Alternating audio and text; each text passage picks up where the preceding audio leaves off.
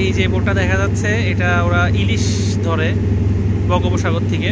তো এই ধরনের বোট না হলেও 1 লক্ষের উপরে আছে।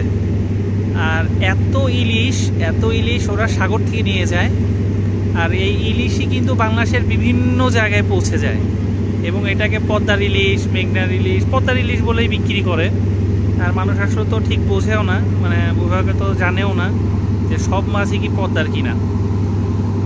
আসলে নদীতে এত মাছ ধরা পড়ে না যে বাংলাদেশের মানে এত মাছ দেখা যায়, ইলিশ মাছ সম্ভব মানুষের কাছে পৌঁছে দেওয়া। তারপর আবার ভারতে যে পরিমাণ পাচার হয়, তো দেখা যায় যে শতকরা 90% ইলিশই আসলে সাগর থেকেই যায়, আর 10% ইলিশ সর্বোচ্চ নদী থেকে আহরণ করা হয়।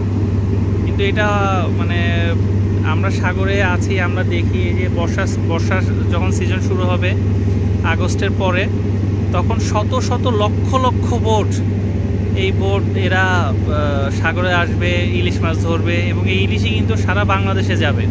ইলিশ প্রথমে আড়তে যাবে, চট্টগ্রামের আড়তে বা বরিশালের আড়তে অথবা টেকনাফ, ওইদিকে ওখান থেকেই বিভিন্ন জায়গায় যাবে, রাজবাড়ি, তারপর পদ্মার আশেপাশে, এবং ওইখান থেকেই বিভিন্ন জায়গায় পদ্মার মাছ বলেই কিন্তু এই মাছগুলাই, মানে সাগরের মাছগুলাই পদ্মার মাছ হিসাবে বিক্রি হবে।